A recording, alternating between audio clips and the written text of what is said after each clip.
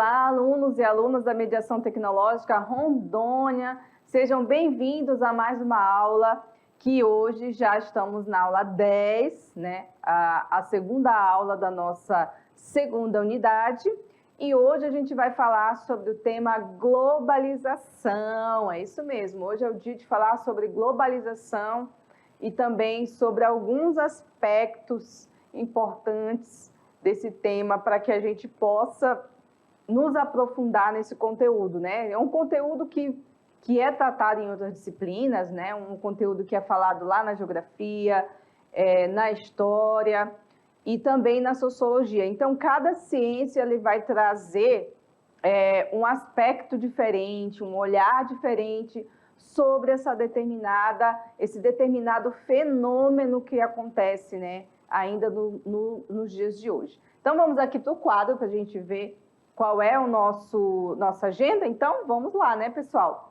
Bom, hoje a gente fala o que é globalização e integração regional, tá? A gente vai começar trazendo os aspectos e as características do que seria a globalização. Nós vamos falar sobre o debate que se tem em torno desse tema, aí a gente traz alguns teóricos, alguns pensadores. Nós vamos falar sobre o mito da globalização, né? A integração regional e, por último, a gente trata da formação dos blocos econômicos, tá bom? Esse assunto, pessoal, é muito, muito, muito assunto de Enem, tá? Dificilmente você vai ter uma prova de Enem que não fale desse conteúdo, tá? Então, assim, atenção total para este conteúdo, porque vai ajudar vocês a terem um bom desempenho, principalmente nas áreas de sociologia, geografia e história. Aí a gente começa, então, né, com a atividade interativa para que vocês possam conversar entre vocês aí antes da aula, né? Pergunte aí para o seu colega do lado, o que é globalização? Já perguntou? Pergunta aí, dá uma cutucada no seu amigo, fala, e aí, o que é globalização? Né? Fale aí para o seu amigo, responda para ele aí rapidinho, o que é globalização? É um assunto que não é novo, é um assunto que não é novidade para vocês, porque vocês já têm visto esse assunto percorrer em outras disciplinas, em outros anos, então vocês já devem ter uma ideia básica do que seria a globalização, né? Então, bom, isso é para que vocês possam exercitar, então, esse poder da memória. Será que eu ainda lembro o que é globalização? E aí, você que não sabe, então, ou que sabe e quer aprender mais, então vem comigo, vamos para o nosso slide para a gente ver quais são os discursos e as narrativas que se fala sobre a globalização, né? Bom, eu já tinha falado sobre globalização para vocês em aulas passadas, então não é algo tão longe desse entendimento de vocês, né? Quais são os desafios hoje, né? Isso é para a gente refletir juntos aqui. Quais são os desafios do mundo globalizado, né? É como se o mundo fosse né? O pessoal tem um conceito que tem sido usado, que é do aldeia global. É como se a gente estivesse numa grande aldeia em que a gente pudesse ter acesso a diversos povos, a diversas línguas, então o mundo tem ficado cada vez mais integrado, né? E aí a gente vê esses desafios, né? Como hoje vivenciar uma realidade dentro desse mundo globalizado, né? Bom, e aí a gente começa a pensar juntos aqui, o que é a globalização? Tem a ver com todo esse globo, né? Com essa coisa do geral. E o que seria, então, a globalização, né, gente? Bom, a globalização, ela é um momento do sistema capitalista que pode ser entendido como um fenômeno de múltiplas dimensões. Que dimensões são essas, professora? As dimensões econômica, social, política e cultural, né? Essas 4 dimensões, elas estão imbricadas. Quer dizer o quê? Envolvidas umas com as outras, como se fossem teias, sabe? Então, não dá para a gente falar da dimensão econômica sem falar da dimensão social, sem falar da dimensão política e muito menos sem falar da dimensão cultural. Então, envolve uma série de temas, né, de conceitos, de entendimentos de mundo, né? E também vale lembrar que o sistema capitalista tem todo o envolvimento nessa ideia de globalização. Falar de globalização tem que falar do capitalismo, né? Bom, então, qual é a relação que se tem entre a globalização e a tal da integração regional? Como assim? Que integração é essa que a senhora está dizendo, né? Bom, a integração, ela faz parte também desse grande guarda-chuva, né, que é a globalização. Então, ela é um processo econômico, social, que se estabelece na integração entre os países e pessoas de todo o mundo. Então, assim, determinado tema, vamos falar, por exemplo, de clima. Clima é um tema importante hoje, né? Então, é um tema que diz respeito só aos países ricos? Não. É um tema que diz respeito só à América Latina? Não. É um tema que diz só respeito à África? Não. Então, é um tema global. Então, você vai ver que quando se fala de clima, algum evento vai ter um diálogo entre os países do mundo, uma integração entre esses países para que eles possam juntos buscar soluções, repensar, refletir sobre o problema do clima, né? Então, cada vez mais, as situações, os paradigmas se impõem para essa realidade global e obriga os países a conversar, obriga os países a terem que abrir diálogo. E aí é um perigo quando um país se fecha, porque ele vai perdendo essa capacidade de dialogar. E aí também perde outras oportunidades, não é só o diálogo, tá, gente? São negócios, são transações financeiras, comerciais. Então, tudo isso hoje leva a uma complexidade dos países nessa relação, que entra também a questão ideológica, que entra também a questão partidária, governos. Então, assim, tudo isso, gente, é muito importante para a gente entender o aspecto dessa globalização e da integração entre os países, né? Isso quer dizer o quê? Que através desse processo, as pessoas, os governos e as empresas trocam ideias, realizam transações financeiras e comerciais, difundem até mesmo aspectos culturais pelo mundo, né? Como, por exemplo, a música. A música é um aspecto cultural que é, hoje em dia, globalizada, né? Um hit, como o povo chama hoje, né? Uma música que pega muito no gosto da galera, acaba virando, assim, uma explosão global, e aí todo mundo, às vezes, está ouvindo ao mesmo tempo, né? Então, é interessante ver como isso também tem sido muito presente no mundo de hoje.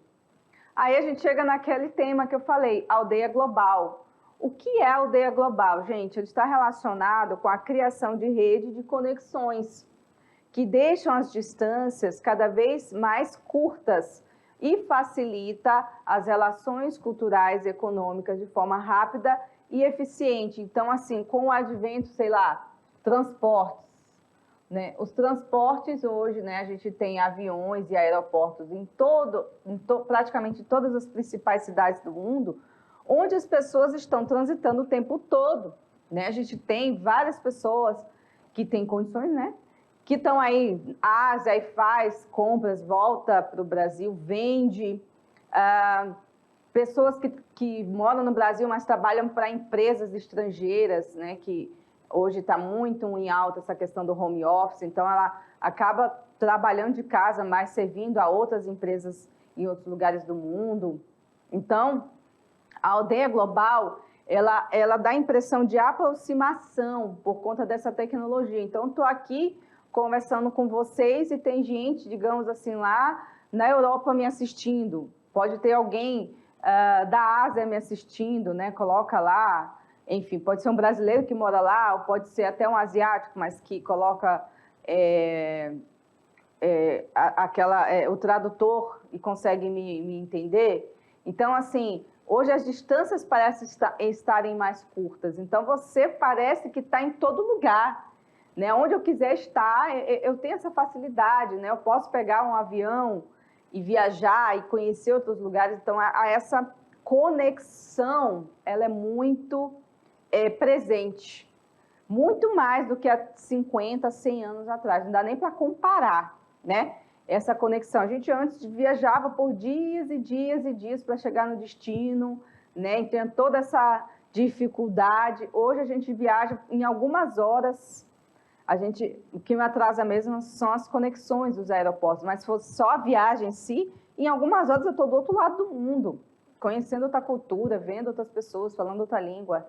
Então, a globalização, ela permitiu esse tipo de relação, né? Esse tipo de aproximação e esse tipo de integração, que é interessante por esse aspecto, né? Esse aspecto de quê? De parecer que nós estamos perto de qualquer coisa, né? Muito bem, então voltando aqui para o nosso slide, assim, né, o que acontece? Esse fluxo de informação e também de fluxo de capitais, através dessas inovações, tem trazido muitos avanços, né? Principalmente nas telecomunicações e na informática, né? Esse é um ponto positivo da globalização, né?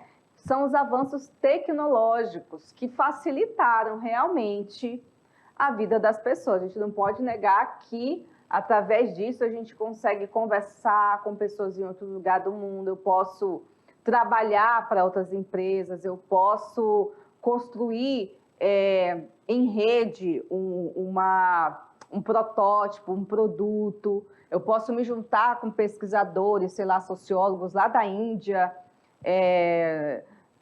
sei lá da Ásia, a gente construir um produto, né, educacional.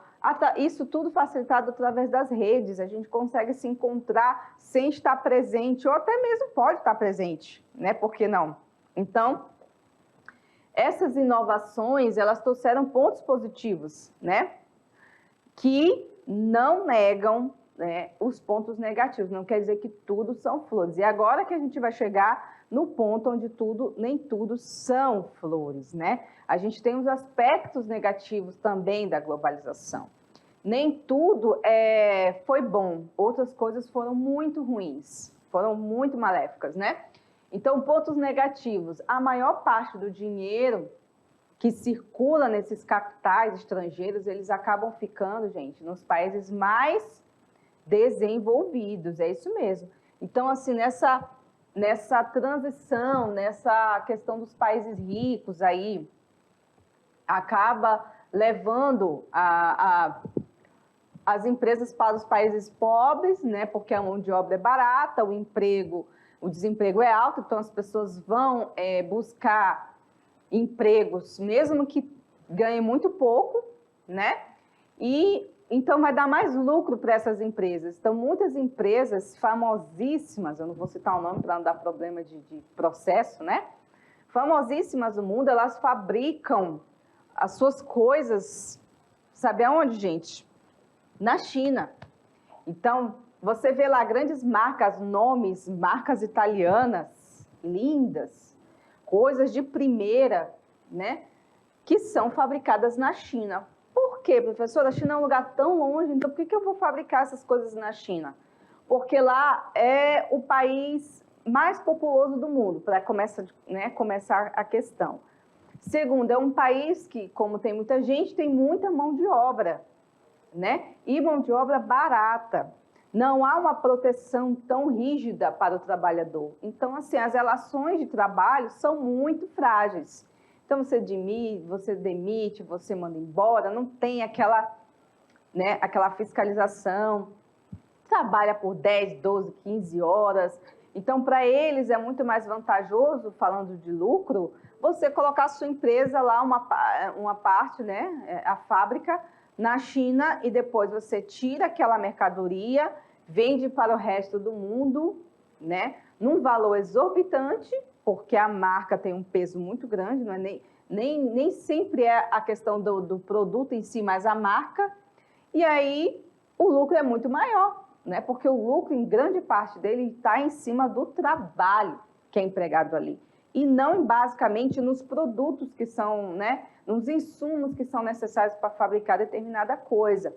Então, essa parte aí da globalização, ela foi ruim, porque não permitiu uma certa autonomia do trabalhador, quando, na verdade, trouxe mais empobrecimento, menos proteção social, menos proteção para o trabalhador, né?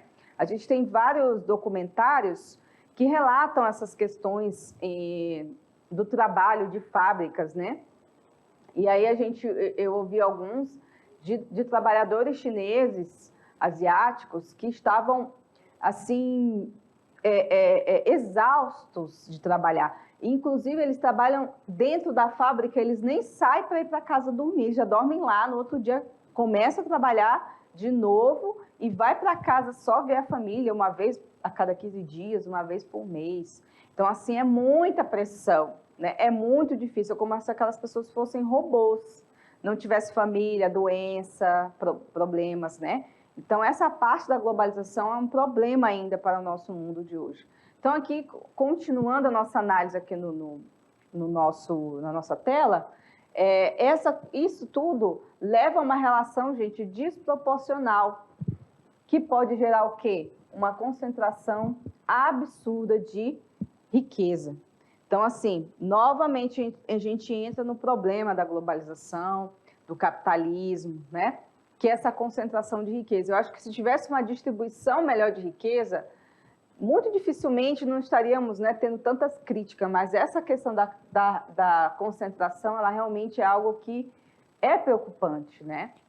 Então, do ponto de vista sociológico, o que a gente pode analisar? Que ela trata-se de uma análise dessas relações de poder, né? Não só disso, da organização da produção, da criação de ideologias, né? Em escala internacional, tá? Em escala internacional, com consequências importantes para a nossa experiência de mundo. Ou seja, a gente vai verificar na prática como isso se desenrola, como é que isso se desenvolve, né?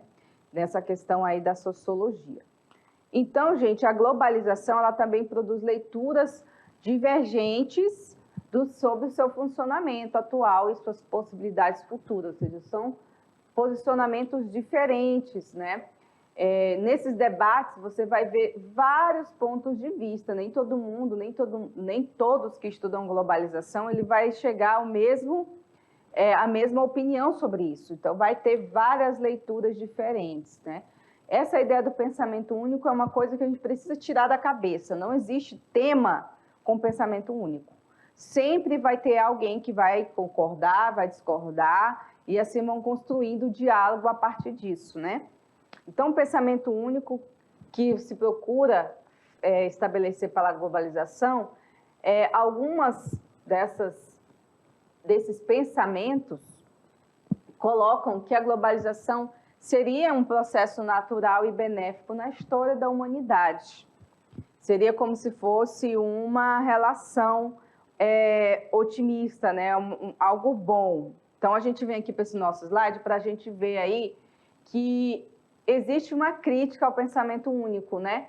E aí a gente tem uma posição que vê com bons olhos, que seria a posição otimista.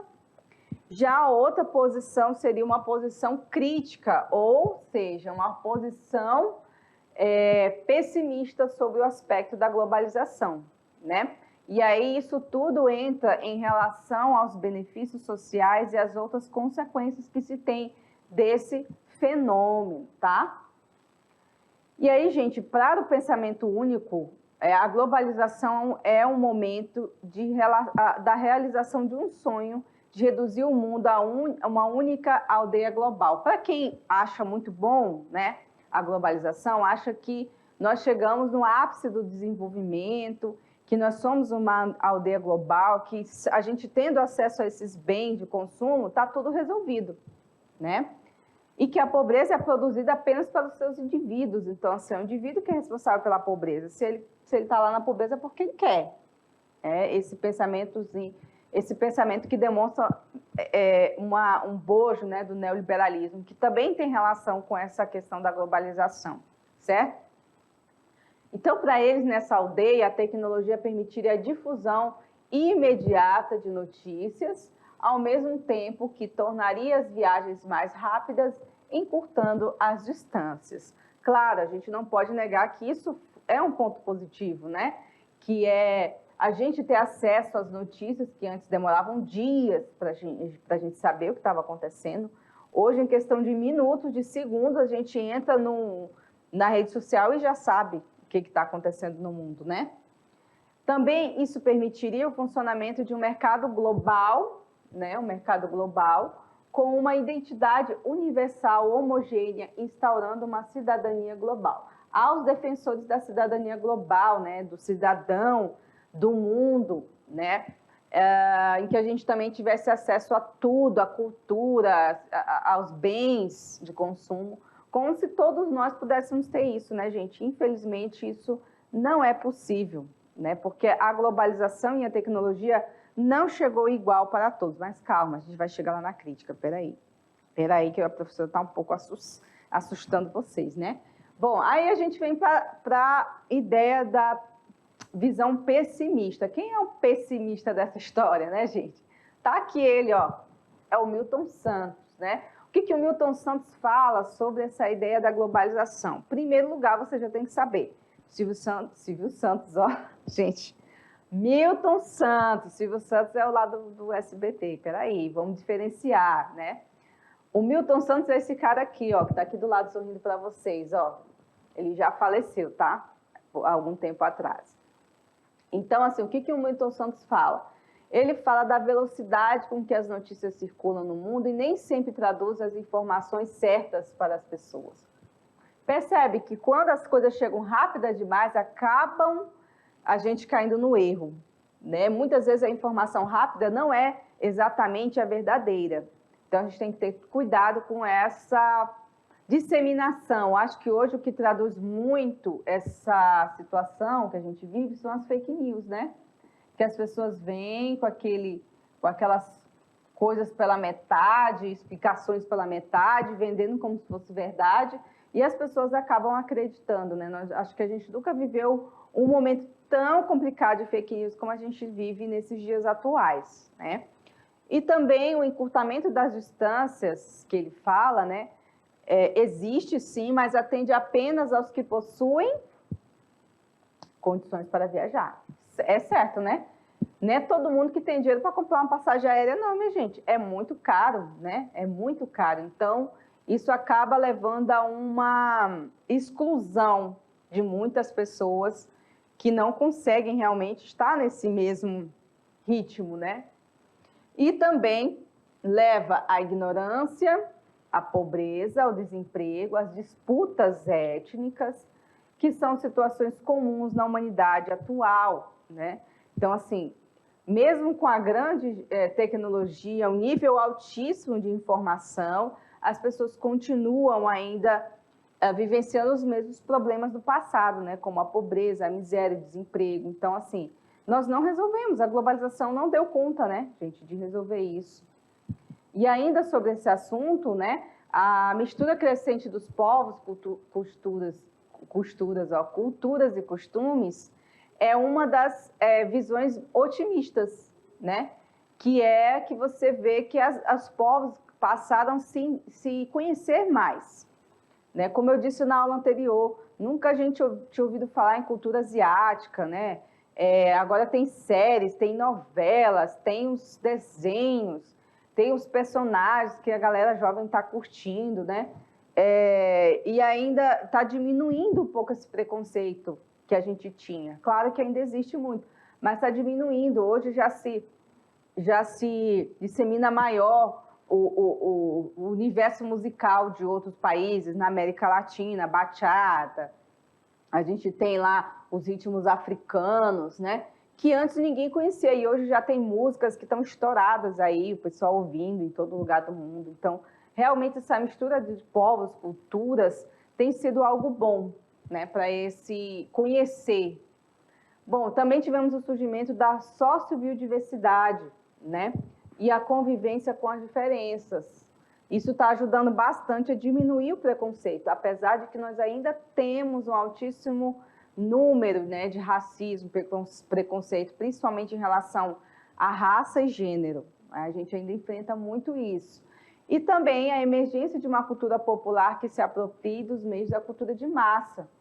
Né? A cultura popular está ganhando muito espaço, as pessoas estão curtindo mais, as pessoas estão aprendendo a entender que em cada lugar os seus processos culturais são diferentes, né? Então, isso tudo é um conhecimento que nós vamos recebendo através dessas informações que surgem cada vez mais rápido, né? Muito bem, galera. Então, gente, é certo que a revolução tecnológica ela se iniciou ao final do século dos anos de 1960, no século 20, né? E aí os efeitos que foram difundidos nesses quase 30 anos, ou até mais, né? Já tem mais de 30 anos, inclusive, né, gente? Que eu já tenho 36 e nasci em 86.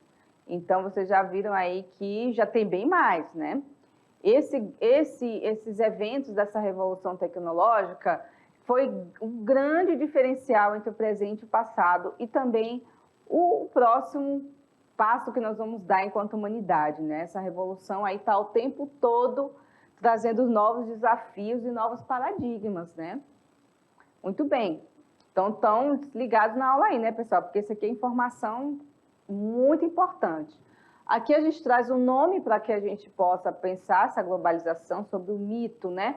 Existe uma pessoa que diz que a globalização é um mito. E aí, pessoal, o que vocês acham? É uma coisa inexistente, não existe? Então, assim, olha só quem defende, né? O José Maria Gomes, para ele, a globalização, ele é um mito. Por quê? Porque é uma ferramenta a serviço das novas estratégias de acumulação do capital internacional. Então, para ele, esse mito está relacionado com a ganância, né? A ganância de alguns grupos para se apropriar da riqueza que o mundo produz, para que ele fique concentrado em pequenos grupos, e não que se dissemine, né, entre a população, entre as pessoas mais pobres. Então, a gente vive essas situações aí muito, que não deixa de ser uma verdade, né? Vamos bem analisar por aqui. Bom, gente, a base do mito está na visão das grandes corporações internacionais e dos grupos e classes comprometidos com a geração apenas de lucros, né, nesse universo capitalista. Para eles, a globalização é um fenômeno benéfico e irreversível. Para quem defende, quem é rico, que defende, né, cada vez mais lucro para essas empresas, realmente a globalização é ótima, né? E aí essas ideias combinam a ampliação de possibilidades de lucro, da velocidade da comunicação, da tomada de decisões em tempo real, enquanto difunde como inevitável o fato das grandes corporações privadas ditarem as formas de organização da produção do mundo. Então, quem dita são as grandes empresas. Grandes, gente, eu estou falando de grandes. Não estou falando de empresas médias, lá daquela empresa que vende um computadorzinho, um celular, né, e diz que é ele que é o grande difusor da cultura. Não, gente, quem difunde é quem é a fábrica, o dono da marca, tá? E esse sim é que dita as regras no mundo, dono das empresas que fabricam carros. Né? Vocês já perceberam que tem carros que chegam no Brasil com outro nome, tem carros que nem chegam aqui, porque não é interessante para a empresa disseminar, e há uma certa combinação com esses produtores, né, com esses empresários, de disseminar determinadas marcas em determinados territórios. Então, não é por acaso que o carro da marca tal não tem aqui no Brasil. Tudo tem um objetivo, galera. Não pense que isso é inocente, tá? Bom, os processos de integração regional, eles estão diretamente ligados com o movimento, com o desenvolvimento do capitalismo globalizado. Então, assim, o capitalismo funcionar de forma mais globalizada possível, tem que se ter a integração regional, senão ele não funciona, tá? E aí o que acontece? Vai surgindo os novos blocos econômicos, né, dentro daí dos meados do século XX, que resultou em diferentes formas, né, de integração entre os países. Então, gente, isso aí é a base da integração regional, tá? Que também é um assunto muito falado nas provas do Enem. E o que nós temos em relação a isso, então, para analisar? O diálogo econômico implica na integração política, né? Quando a gente vê lá o país tal, veio visitar no Brasil, a Alemanha, um dia desse estava aqui, né? O representante da Alemanha. Vem, conversa com o presidente, visita, aí vem sempre esse diálogo econômico juntamente com o político, tá, gente? Não tem como fugir desse tema. Então, a ideia de complementar a maneira satisfatória a relação econômica entre os países de uma mesma região tem como finalidade o crescimento econômico e a melhoria da qualidade de vida das pessoas. No discurso é muito bonito, né, gente, nessa integração. Mas como é que seria isso na realidade? Como é que isso ocorreria, né? Mas nem mesmo, né, nem sempre isso é possível, porque a integração regional muitas vezes contempla só as economias, né, ricas. Esse é o grande perigo desses blocos econômicos, tá? Muito bem. É importante também que a gente possa entender, né, que existem modalidades diferentes de organização do sistema internacional, tá? Do ponto de vista político e jurídico, a integração a blocos econômicos é um ato soberano do Estado. Os Estados e os seus representantes é que vão decidir se vai ou não aderir determinada decisão para compor, né? Para estar numa composição de blocos, tá? Quem é que decide se entra ou não entra nos blocos? Aí, por exemplo, nós temos aí a OTAN, Organizações de Tratados, deixa eu lembrar, dos países do norte, alguma coisa assim, das potências do norte. A OTAN, ela é composta basicamente por países ricos, né? E para entrar na OTAN hoje, para você fazer parte da OTAN, você precisa pedir a autorização daqueles países, já tem um conselho consultivo, né? E aí não é tão simples assim, eu vou botar um nome aqui, o Brasil, vamos lá, o Brasil quer fazer parte da OTAN. Não é bem assim, não é tão simples, né, pessoal? Então, esses blocos, eles já têm uma complexidade, né? Então, não é assim tão simples de entrar e sair, né, nesses blocos que tem vários países que compõem, né? Então, continuando aqui, no entanto, gente, a união dos diferentes países com pesos econômicos diferentes, que passam a assumir posições e compromissos comuns, podem reduzir, de certo grau, a perda de soberania ou, pelo menos, a autonomia de alguns deles. Um exemplo disso, né, a gente tem os BRICS, né? Brasil, Rússia, Índia, uma coisa assim. Não lembrei agora dos outros nomes. Canadá e esse eu não lembro agora qual é o país. São os BRICS, né? Um bloco, né? Que tem o Brasil, que não é tão rico, mas tem a China. Aqui eu sei China. Falta o S aqui, que eu não lembro agora quem é. Então, assim, tem países totalmente diferentes em termos econômicos. Brasil e China. China é uma gigante, é uma potência enorme. Rússia também. E o Brasil está aqui. Ó. O que o Brasil está fazendo aqui, se o Brasil não é um país, né, considerado desenvolvido?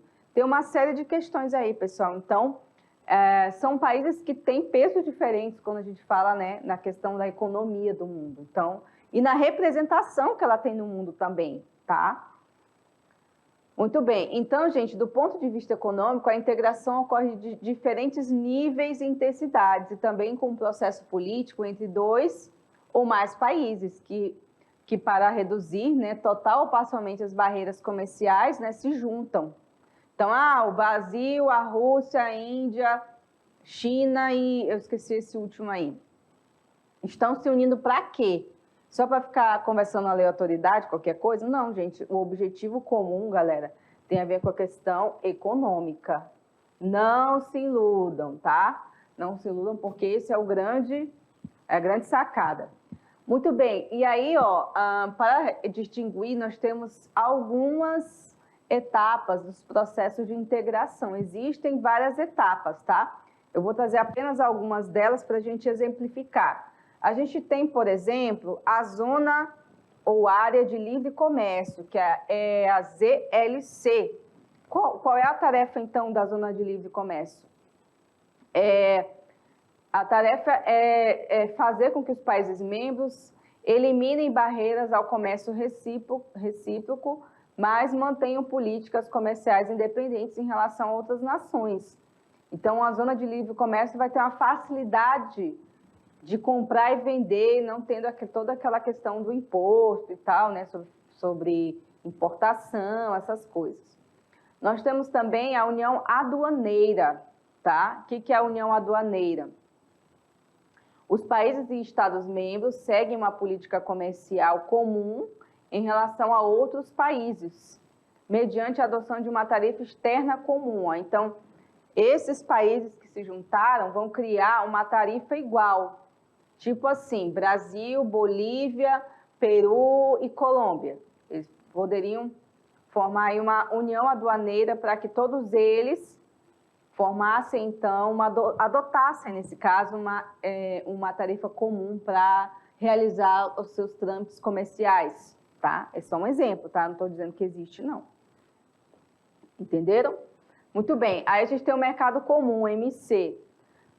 Bom, no mercado comum, a união aduaneira, em que há uma livre circulação de fatores como produção, mão de obra, insumos entre os países da região, sem restrições legais. Então, digamos assim, vamos lá de novo com exemplo. Brasil, Bolívia, Peru e Colômbia estabelecem, então, um mercado comum, onde as pessoas podem transitar, né? Pode ter aí contratação de pessoal, circulação de mercadorias, fica uma coisa, entendeu, mais integrada, sem essas restrições, tá? Bom, aí a gente tem a União Econômica Monetária, onde os mercados comuns, na qual a unificação de políticas monetárias e fiscais, tá? Com o estabelecimento da União Monetária, da União Europeia, por exemplo, e a plena unificação dos mercados é atingida. Esse aí é o caso da União Europeia, né? Que unificou políticas monetárias e fiscais, tem uma moeda comum, enfim. São várias questões aí, tá?